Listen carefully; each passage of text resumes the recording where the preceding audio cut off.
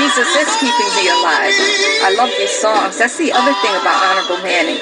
He has a wealth of musical selections to play. Believe me, I love listening to the music that he plays. He always picks the right thing, you know.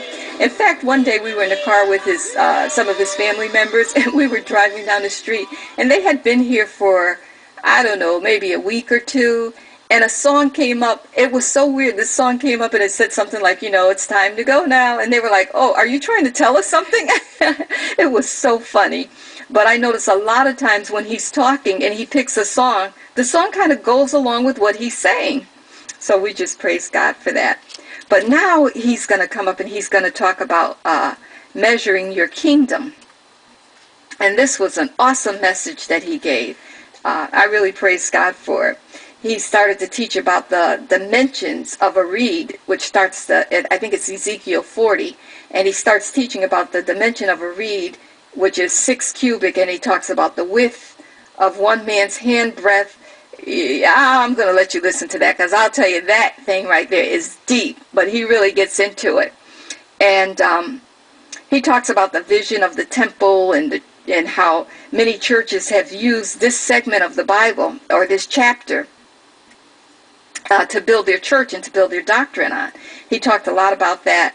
But the one thing that I think was very interesting is that he talks about how we should use numbers and how critical numbers is. It's like if you're going to start a business, you know, and say your address is, whatever the address is, if it's 666, you know, you don't want to buy that building. No, stay as far away from that building as you can. Go find yourself another building.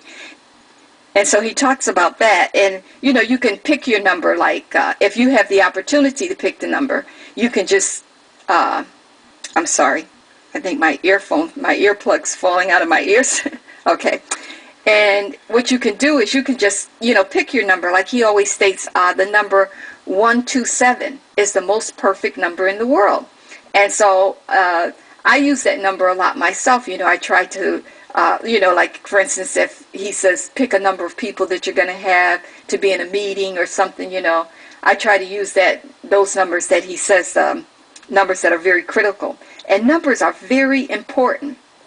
Even, for instance, if you were going to sell some food, and he talks about that if you owned a restaurant, you know, that you should make your number like, you know, $17.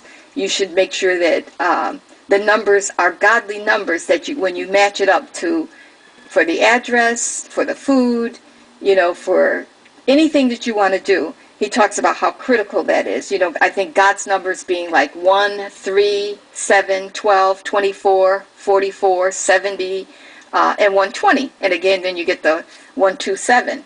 But I'm telling you, it works, believe me.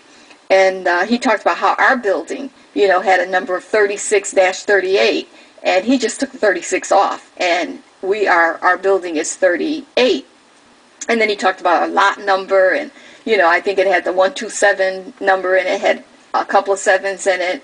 And we're located at 38 West 123rd Street, which is a great number.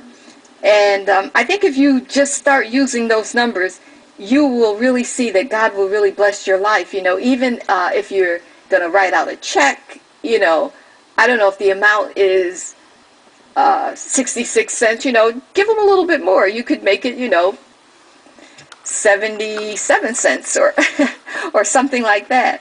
You know, if people asked you for money, or when you give in an offering, you know, even like I know Pastor has said so many times, when he tithed like 7 times over what he was actually making before he, you know, so that he started actually getting more money.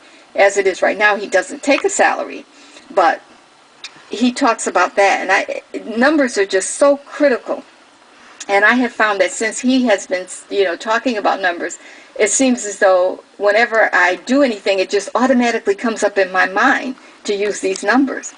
But we're going to go into this message that he's going to talk about, measure your kingdom. And before that, we're just going to go right into that message, measure your kingdom. Now, we're continuing our study in the book of the prophet Ezekiel. Is that right? We've come thus far, 40 chapters. That's a pretty good journey together.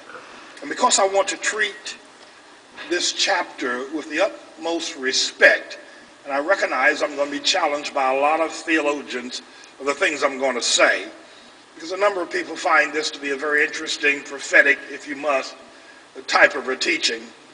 And a number of theologians in the past have gone ahead and made some very affirmative statements about this chapter, and including chapter 38 and 39 as well, but chapter 40 really is the granddaddy of them all. And many denominations, or at least some denominations, have founded their actual way of doing church based on what the theologians have brought out of or discovered to be the prophecy that Ezekiel gives us in chapter 40. So I'm going to try to treat the chapter with that respect. And by the way, I don't mean to condone or confirm any of the teachings previously regarding chapter 40, as the chapter has been instrumental in a large number of denominations building their biblical kingdom precepts upon what has been stated here